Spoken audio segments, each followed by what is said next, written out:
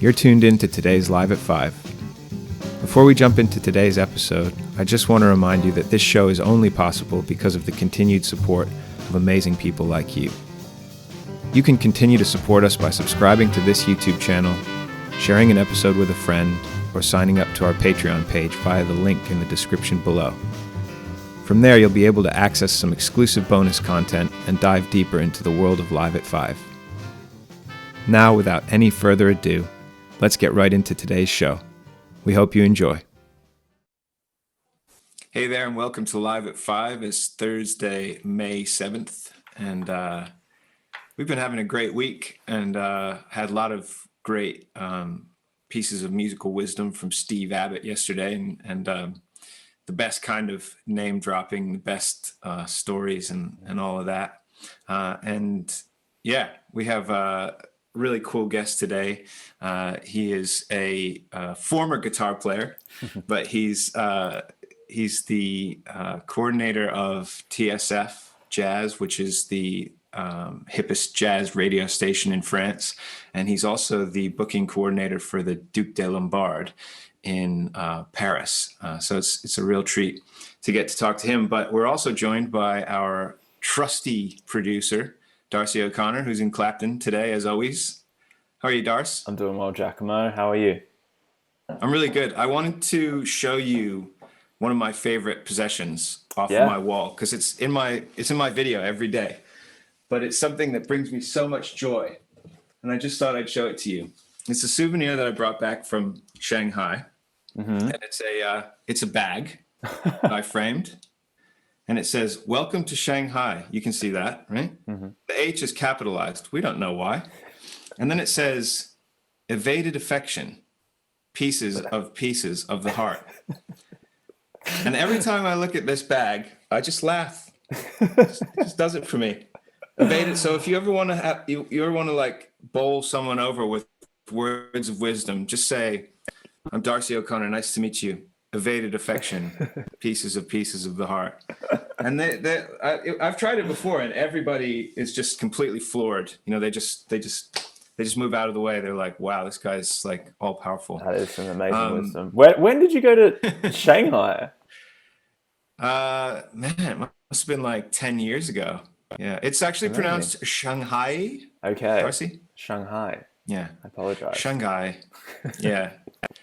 So anyway, we're not here to learn about Chinese cities or about my paraphernalia. We're going to listen to some music. So this is a little clip to introduce you to Sébastien Vidal and the Duc de Lombards. Darcy, what's this clip? It's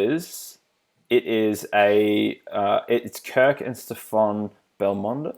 I think I'm pronouncing that right.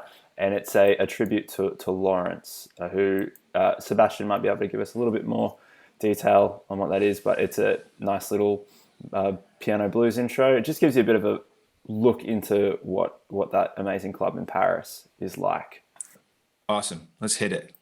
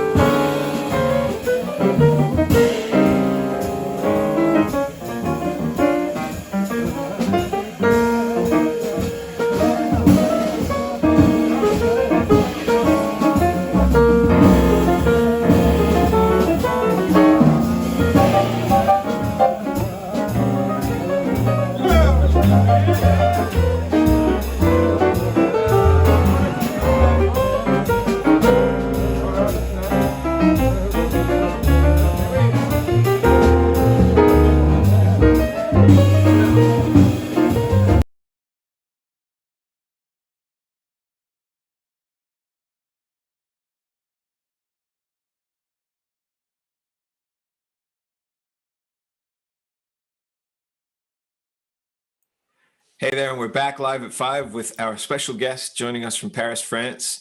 This is Sébastien Vidal. How are you? I'm good, guys. It's amazing what you've been. I'm about to kill myself because it's 15 days of being locked down with no club and no jazz and no live music at all. So I'm like at that, to shut myself. But I'm so glad that we caught you now, not on day 52. That's awesome, man. So you've been doing the. So what is your role at TSF? Tell me your title, because I keep saying coordinator. What is it? Yeah. My title is head of directeur des programmes, de l'antenne et des programmes. So it's program director and operation and program director. Yeah. I'm like I have a boss upstairs, and my boss upstairs as an owner upstairs. Gotcha. Okay. And I'm not signing the checks, but if anything goes wrong, it goes to me. Right. Okay. Cool. So how long have you been there? It's been 20 years now. Wow, great. I entered the radio in January 2000. Okay. And Cool. Before that, I was a terrible guitar player. That's great. Great. Not as terrible to not make my living with. So just at the level of being the guy that calling the other guy to have a gig, and I was the guy that have some gigs, So everybody like, okay, he's not so good, but at least he has some good gigs. But at least he's free. Yeah, exactly. So I was that kind of musician and was very lazy, didn't want to work my instrument every day. I was like, and I always had that respect for music. Like if you're not able to work your music every day, just do something else. But, and it took me a lot of time before I understand that what I loved about music is the hang. The hang with the musician is about the music, is about the moments, is about the excitement of like 1 or 2 minutes before people going on stage, and that's funny because the video you just heard with Kirk Lacey and Stéphane Belmondo, Kirk has a super good, the best sentence ever for that. He's always saying that no matter the gig is good, the hang is always better. Right. So I think it's like, if I could have a sentence over my grave, I think it could be that, It would be that. Wow. So I like that very much. So yeah. So I entered the radio, to answer your question. I entered the radio 20 years ago. I was it was for being head of music first, and because we didn't have any air talent, the boss, which is actually my actual boss 20 years after still, asked me to just being a host on the radio for not the morning show but the 9 to 1 o'clock show. And I was I was like, I never did anything about the radio. How does it work? He says like, it's super easy. You push the button, you say the name of the radio, TSFJAZZ, with the frequency 89.9, and then you talk. Okay. So I started like this, and 20 years after, I'm still at the radio with the same passion. And that's funny because that lockdown stuff, it's been 51 days I'm doing the radio in the entrance of my apartment right there, just with that stuff. And I'm doing the radio with the same passion I have 20 years ago. That's bring that moment of lockdown when everybody's home. Suddenly you do the radio exactly for the main purpose of the radio. I mean that radio is like social link with the people, is reaching out to the people, trying to tell a story to them, trying to bring some good news and some positive vibration to the home of the people. And right now everybody's laughing, but 51 days before, everybody was freaking out in the apartment, like, will I going to go to intensive care unit? Am I infected? Shall I have it? Or may I will infect my wife, or I don't know. Everybody was like, it was a very weird period, that first week of confinement. And the radio brings something else than today 400 people died and there are still like 20,000 people infected, and so we started to speak about Louis Armstrong, Django Reinhardt, Miles Davis, and stories about this, and it brings, honestly, that was a fantastic experience. I hope it was the same for the listeners. I'm sure it was. I'm sure it was. But luckily they can't say anything back. Yeah, that's great. That's great about the radio.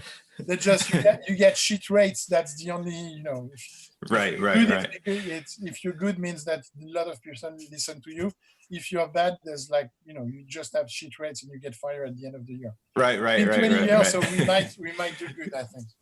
I think what you guys are doing is fantastic. I mean, the programming is always great, and obviously the new the new setup that you can do. The people may not know TSF because a lot of the people that listen to this are in England, but TSF is kind of, it's different from, it's the analogous station in England would be Jazz FM, but Jazz FM is web radio and TSF is broadcast. So you'll get in a taxi cab in Paris and you'll just hear TSF Jazz, and you'll be listening to, you'll think, wow, this is like part of the air in Paris, which I always kind of was bowled over by the fact that jazz was literally in the air, but the new place that you've just moved to is beautiful, right? This is the new headquarters, right? Yeah, it's. I mean, we were looking for a new place.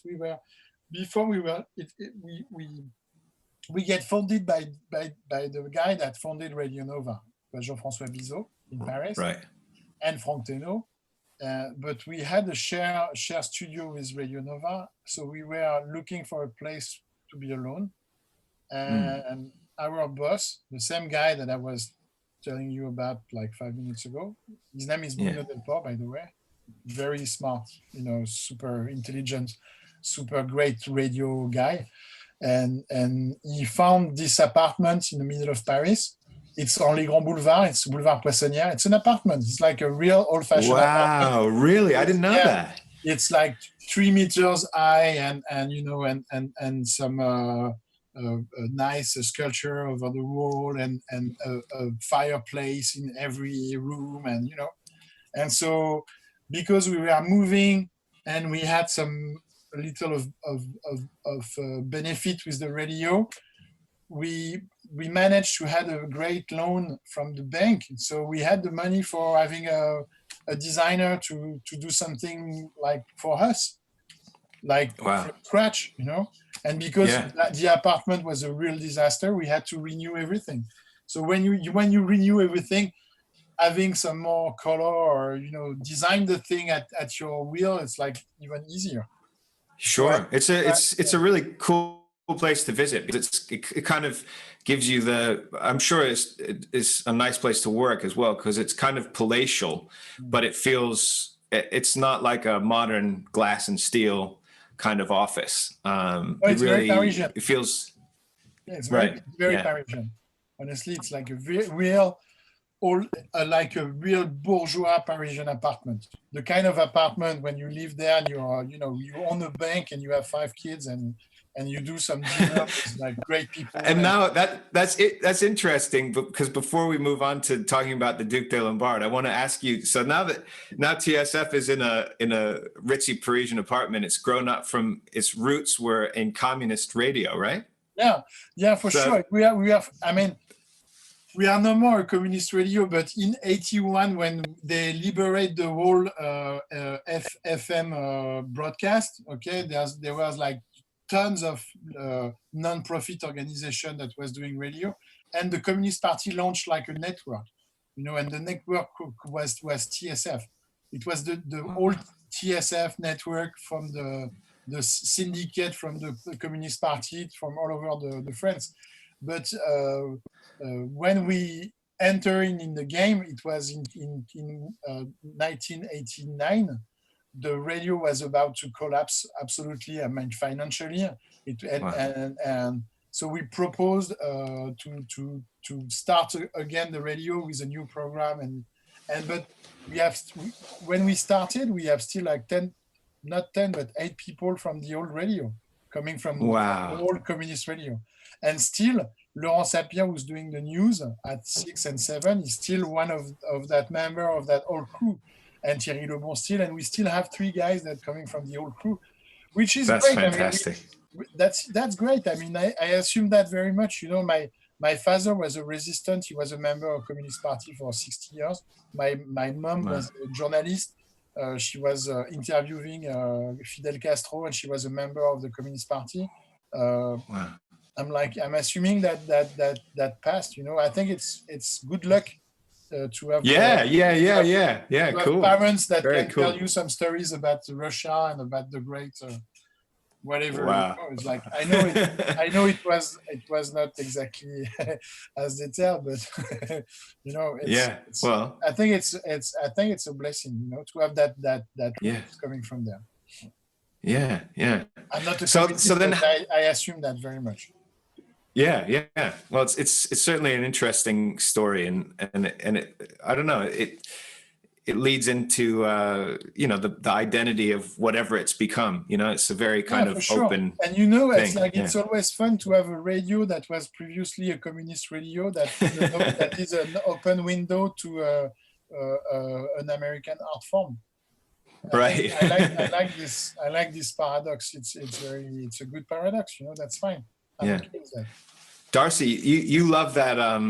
You should tell Sébastien about that podcast that you've been listening to. What's it called? Which one is this? The blacklist, the Hollywood blacklisting. Oh yeah. You must remember this. It's a podcast by a film historian. Her name's Karina Longworth, and she just does these little mini series on different aspects of Hollywood cinema over the years. And one of them is as Giacomo, one of them is about one of them. Hollywood There's like a 15 episode series about the Hollywood blacklisting of communist writers and film directors.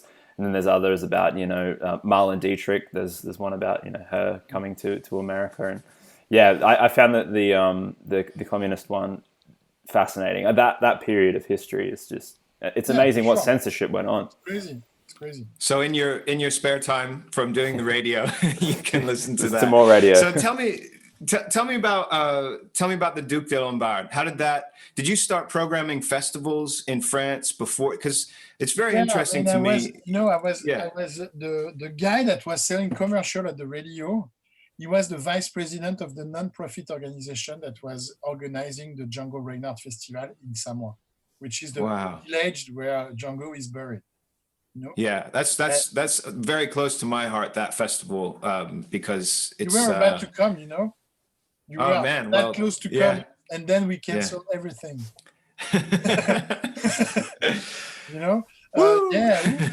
Party. So cool. Yeah, party. No more any festivals at all. It's okay because I got my bag. Yeah, that's okay.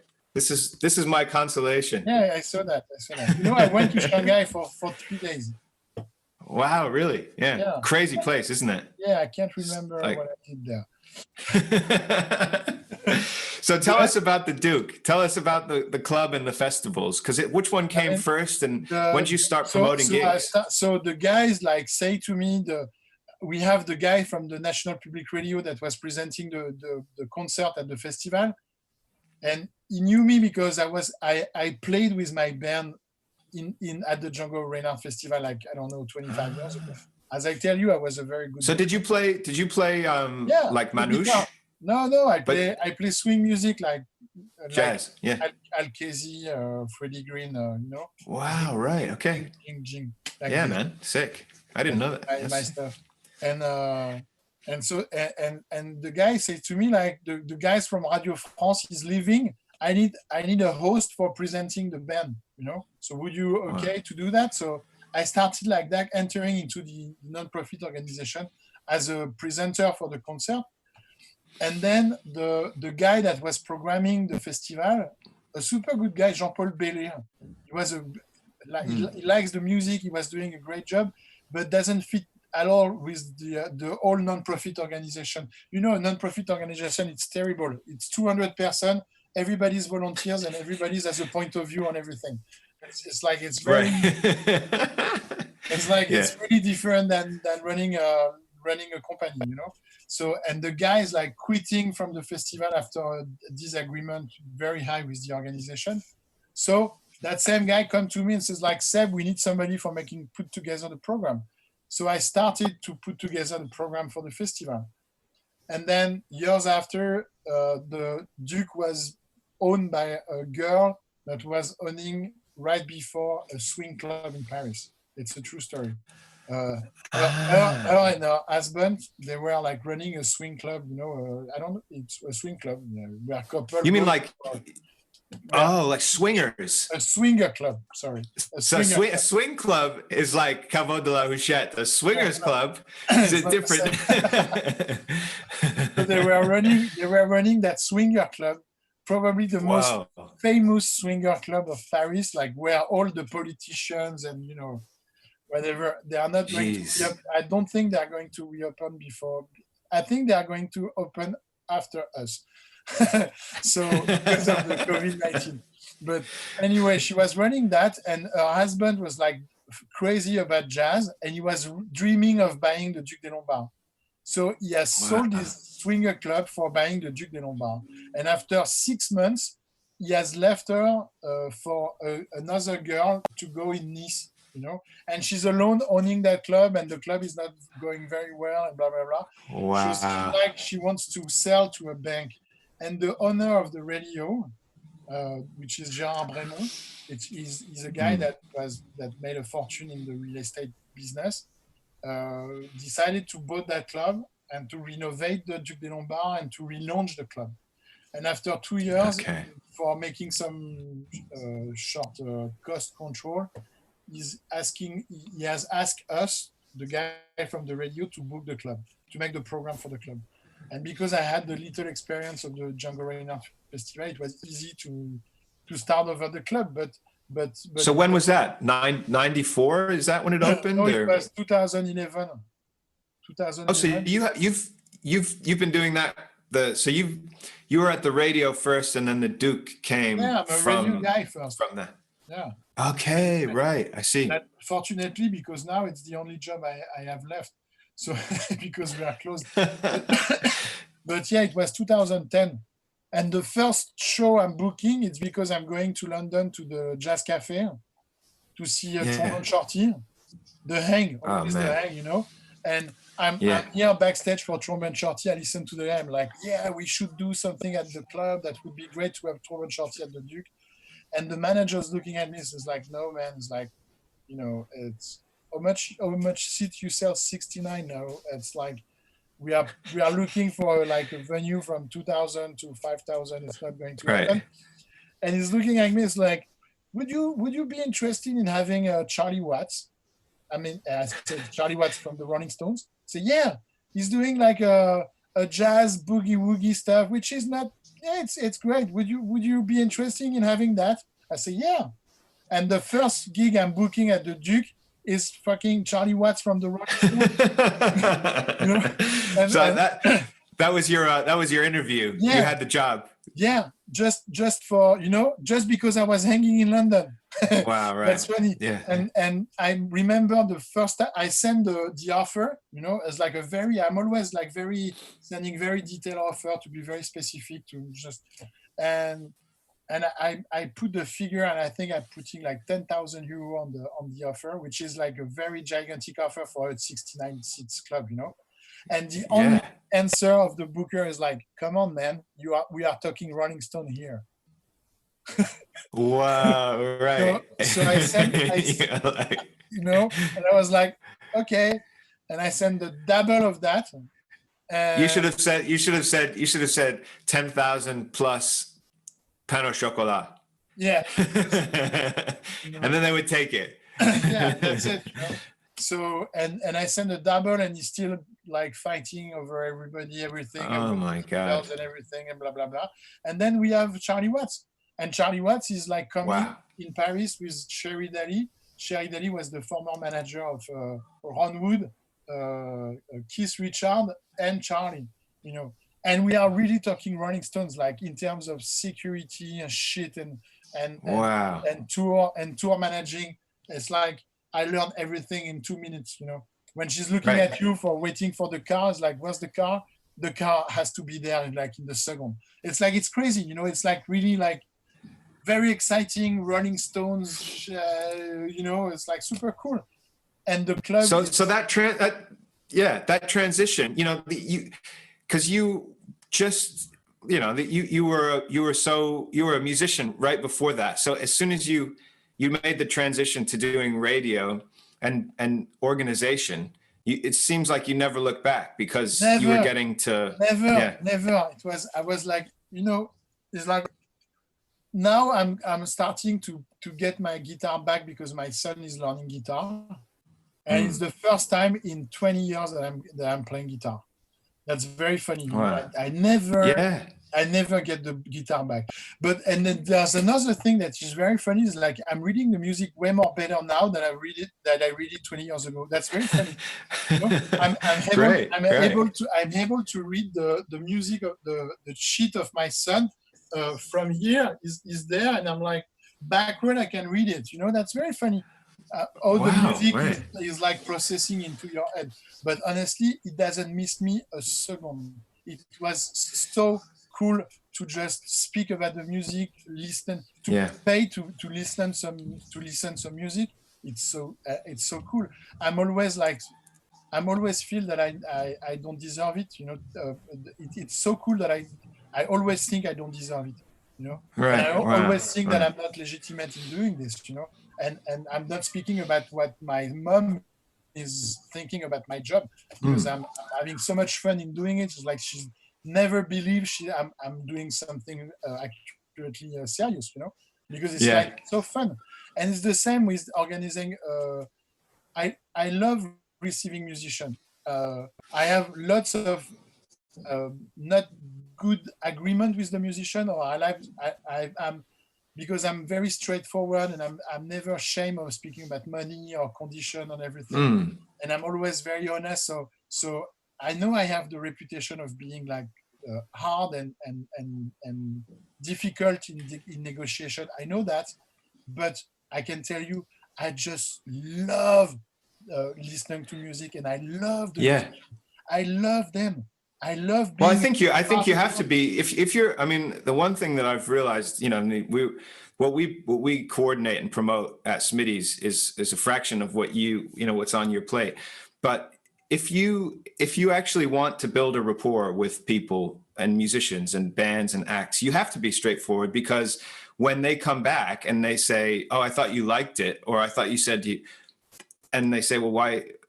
Then you're disagreeing with yourself, and you're kind of being two different things. When somebody asks you for, it's more because the idea is to have that rapport, you know, for a long time. Yeah, and to be honest with them, and always be honest, and always be, you know, and that's it. And I'm trying. I think promoting a concert, having a club, running a club, it's like, for me, it's like organizing a dinner at your place. You are carefully choosing the elements of what you are going to cook for the people you receive. You taking time to put a nice stuff on the table, to nice fork and plate, and you carefully choosing the wine, and you carefully choosing the people you are inviting, and I like making dinner, and I like cooking, and I like also having regular friends at my table, but also inviting some people that nobody knows for some time, to have some, you know, emulation, and, you know, and for me, running a club or having a program is the same. I never put on the program something I don't want to, I'm not looking for.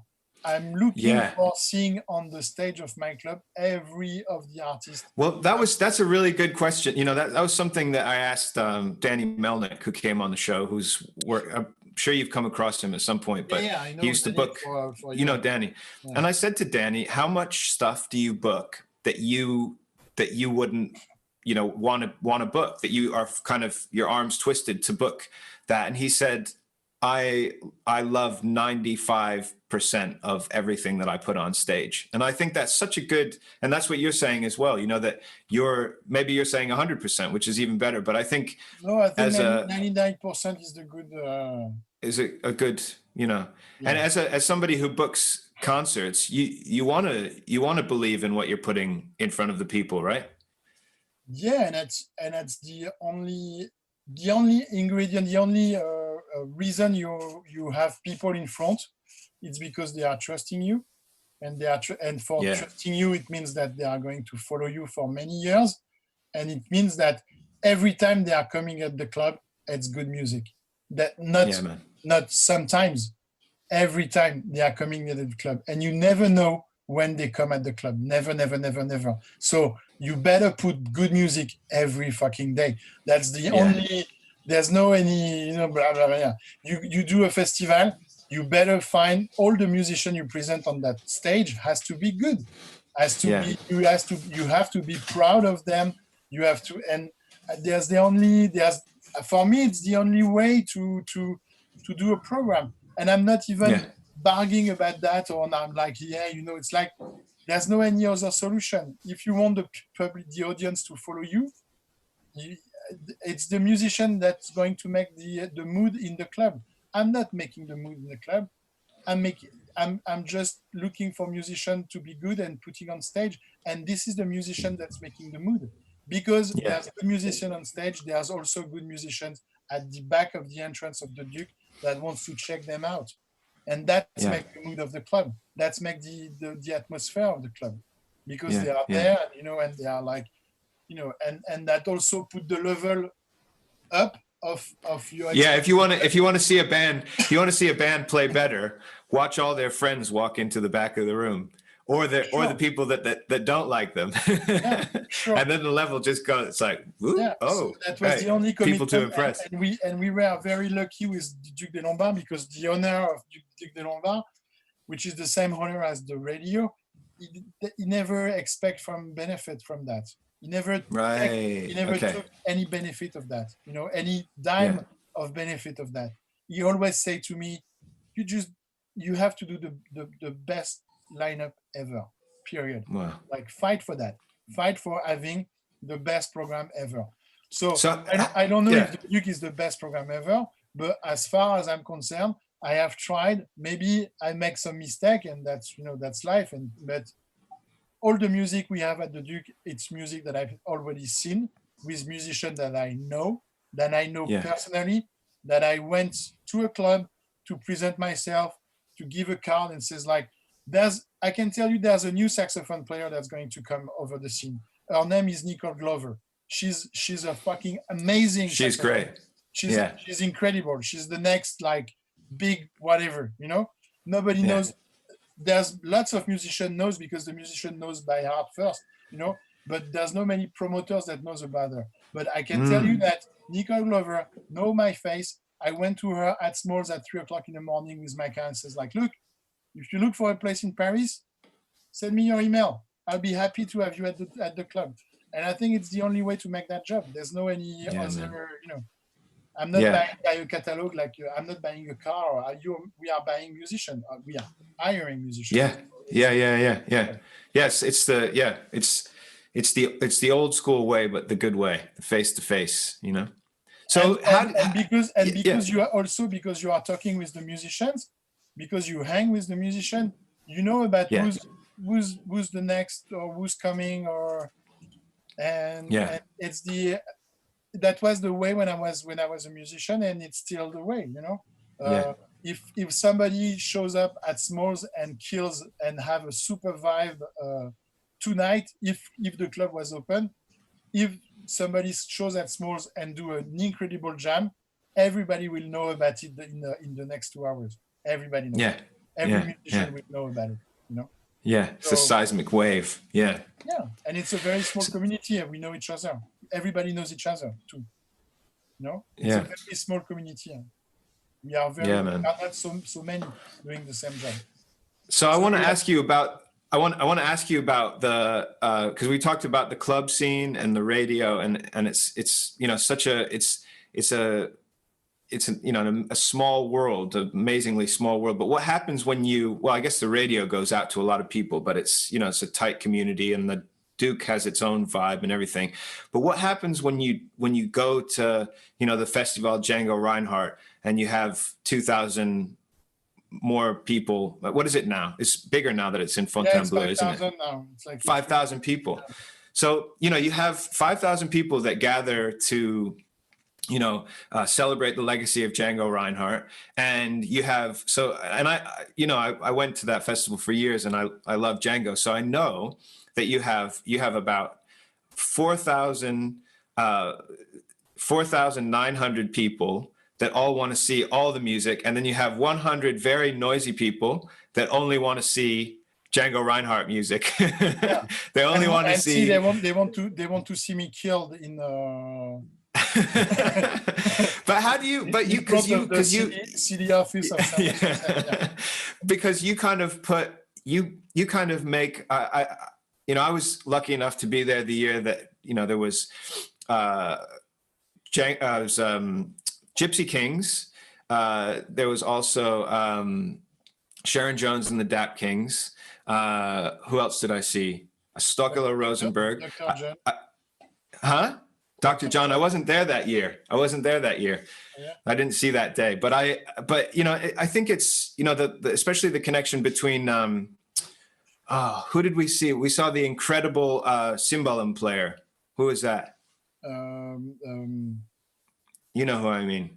Dravan, no. Igor Dravan, no. And accordion. Yeah. Who was the accordion? Yannicka Manune. Yeah. Yeah, just, you know, and I think the balance of the music that you think of Django as, I mean, as this kind of amalgamation and birth of styles. Do you kind of, I feel like you think of that festival as having its own identity, and you kind of push things towards it that fit Django's legacy. Is that true, or you know, how do you balance the acts there? I think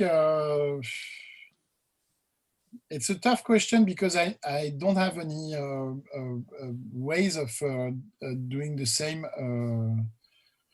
I think I'm trying to find a balance of like having the story and the roots of the festival into the music of Django Reinhardt, but also putting together a good lineup. And a good lineup is an entertaining lineup.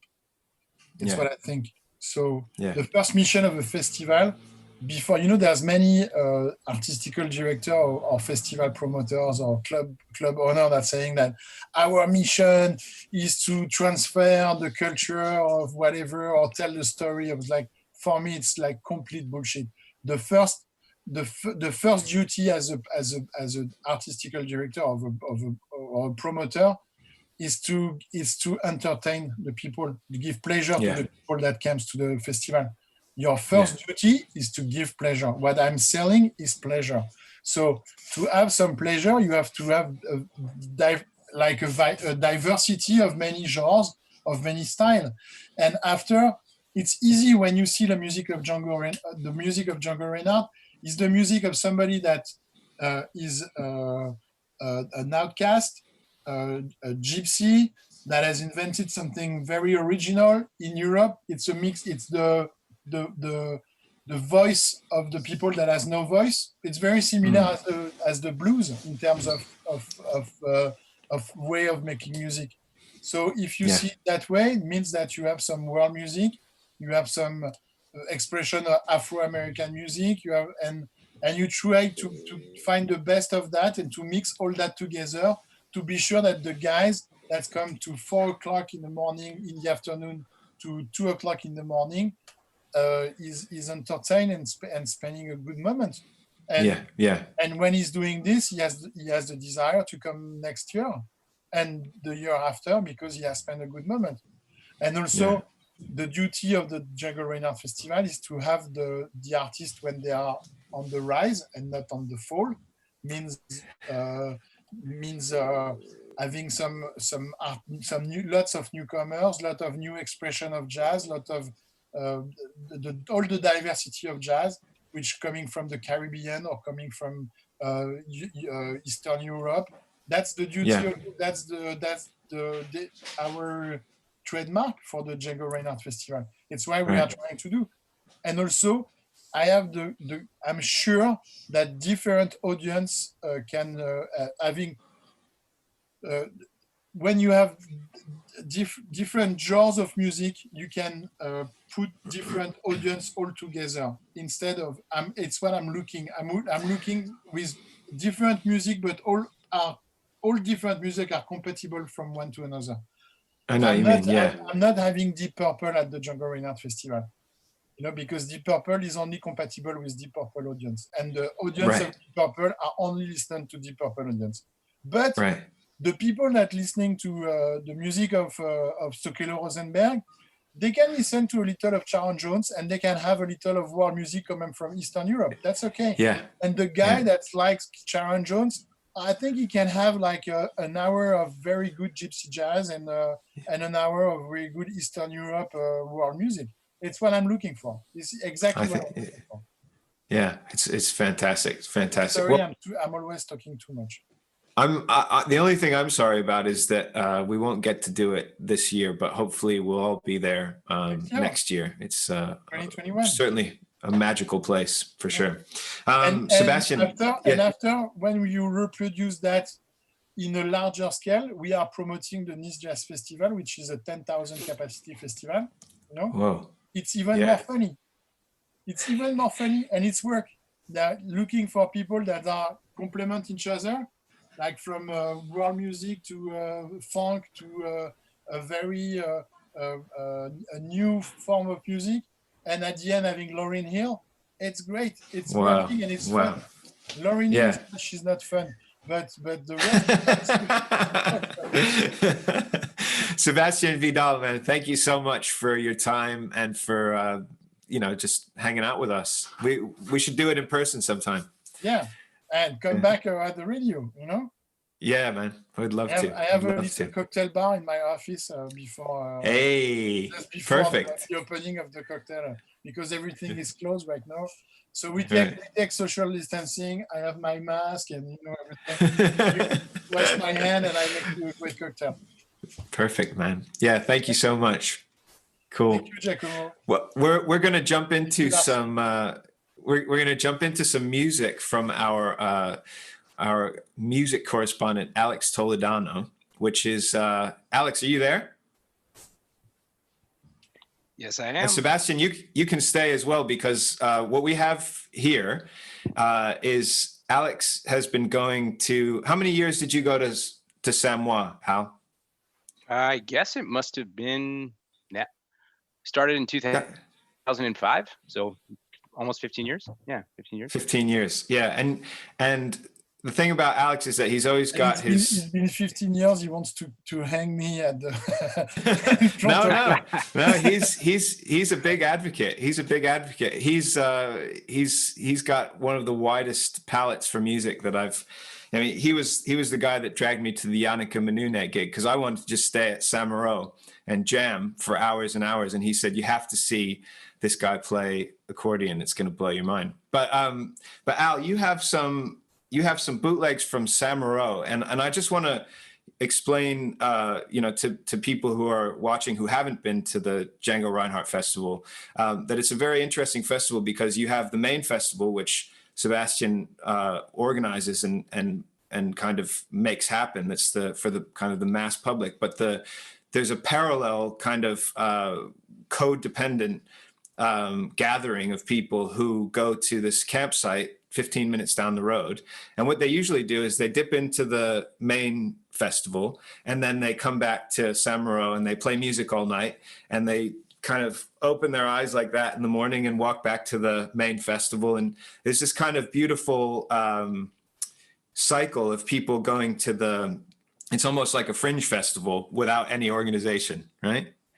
So Alex, tell us about these recordings that you have.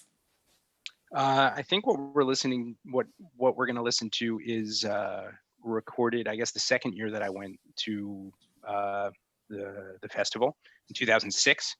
I think it was the first night that I had arrived. Some of the other musicians might have been there longer, but June 22nd, 2006, a jam at this campsite. I think it took place a little after midnight. 3 hungry musicians at the time who were they're still youthful, but I would say that they were more youthful then. I think it's with Sébastien Vidal, with Adrien Moignard and Mathieu Chatelin, their rhythm guitarist. And this is when they, Giacomo and I have been talking a lot about the Michael Jordan documentary, The Last Dance. And it feels here like this is the youthful Michael Jordan, very, very confident, very, very willing. We won't tell you which one. We won't tell you which one is Michael Jordan, so as not to piss anybody off. Be like Mike. Exactly. Yeah. But I think in this, it's one of those. What I've always loved about that campsite was that you felt like it was the place that musicians would practice all year in order to come to show off everything that they've done, especially when they were younger and trying to prove themselves in this world. And this recording, I think, captures that energy and the skill that these 2 musicians who are now well known had when they were less well known. Awesome. Well, we're going to jump right into a piece of music. This is Them Their Eyes, and you're listening to Live at 5, and we'll see you shortly.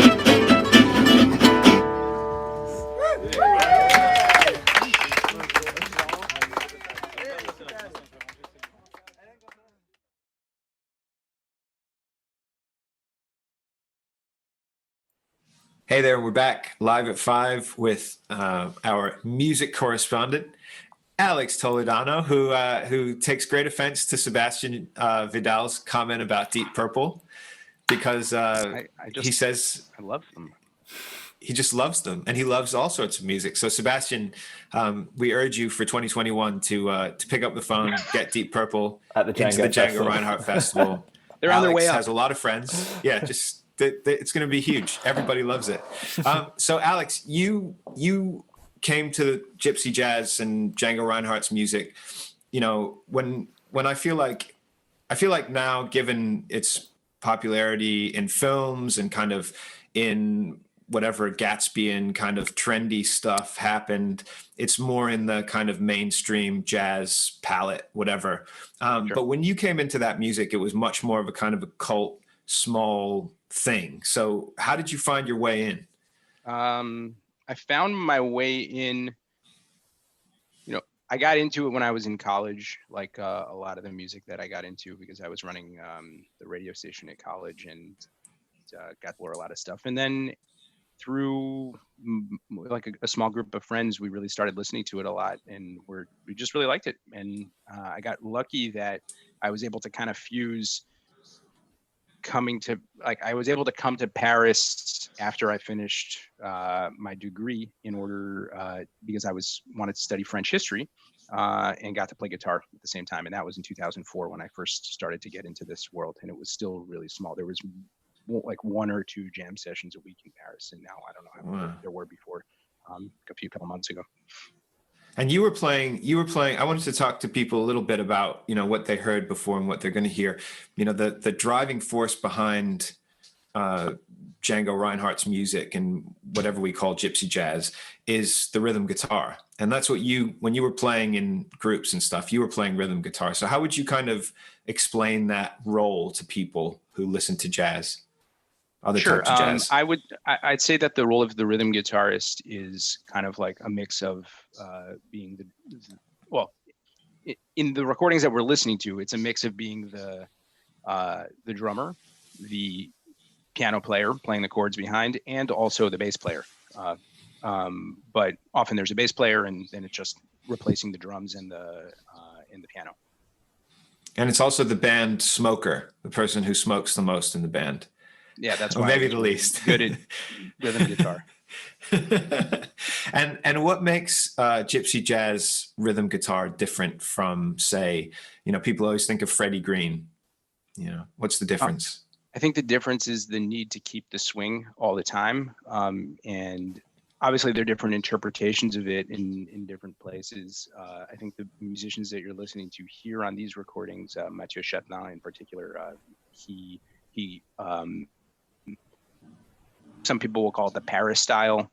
It's, I think you'd characterize it by trying to play as few notes as possible in your chords, with using all of your bass strings as much as you can to make a heavy sound behind, to keep the groove strong, and to give the lead guitarist as much flexibility, or the lead violinist or clarinetist or whoever it might be, as much flexibility as they possibly want with their solos, so you're not playing any conflicting notes. And also, I think most importantly, it's more of like a roaring sound on the swing here in this style, with more of an emphasis on the 1 and the 3 rather than the 2 and the 4. That's what I really hear. That's really overbearing, because when I was, you sent me the music through and I was listening to it, and obviously, it's just you standing there on the side with a Zoom recorder. And it's amazing how it's an acoustic guitar, but you just turn up the volume a little bit and it's roaring. It's really this kind of roaring rhythmic pulse, which it's kind of powerful, I think. I don't know. Yeah, I mean, for me, that was the thing that really got me into this music. It was when I came to Paris and heard that sound on the rhythm. And I know you've kind of felt that way when you heard it for the first time too. I don't know. It just sounds hot to me relative to the, and it's hard. It's funny. It's the kind of style that, for whatever reason, for me, when I hear a swing, like a mid-tempo or a fast tune, since then, it's really hard for me to like the kind of more traditional gypsy jazz style. rhythm. On a ballad, it's a completely different story. But on the swings, I just love that sound so much. Yeah, man. Yeah. Well, let's jump into another cut from Alex from Samoa. This is Samuro in 2006. What's the date? You have the date even cataloged. June 22nd. June 22nd, 2006. And we'll be hearing Sébastien Gignot again, Adrien Monniard, and Mathieu Chatelain. And we'll go out on that. So we'll say thank you again to Alex for coming on.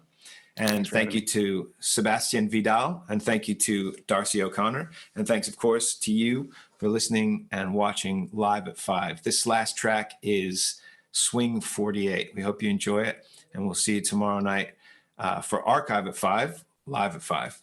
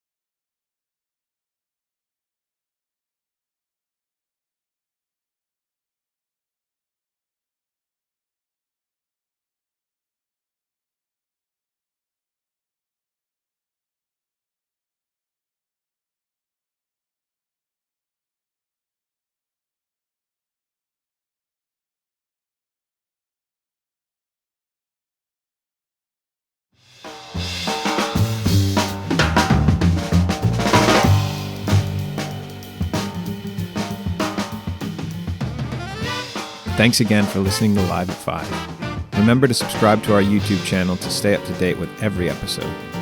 You can also click on the link in the description below to sign up to our Patreon and find out where you can sign up for Kansas Smitty's memberships, as well as purchase records and merch. Enjoy your evening, and we'll see you tomorrow, Live at 5.